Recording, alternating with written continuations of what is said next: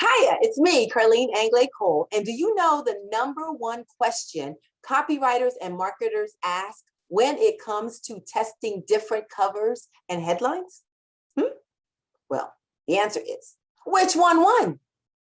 Which one won? That's because we're dying to know results. And if you create crazy cover tests like I do, then you ask that question a lot. So I thought it would be kind of fun to create a series of videos to show you the results of my crazy cover tests and headlines. Sound good? Some of them you'll probably guess right off the bat, but many, many others will surprise you. So I am going to go through my copywriting vault, and I am going to show you several cover tests so you can see if you've got the marketing savvy to pick the winners. You know what? That's a bunch of junk.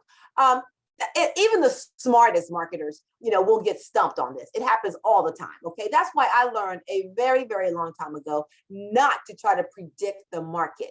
A smart copywriter lets the market tell you what it wants. So I just give my prospects a variety of choices, from conservative to crazy. So I don't try to pick the winner. In fact, I usually say that the cover that I love the most is probably not going to be the winner. But you know what? It doesn't matter, because if you're the copywriter and you create different and crazy cover tests for your market, well, as long as just one works, then you're a genius.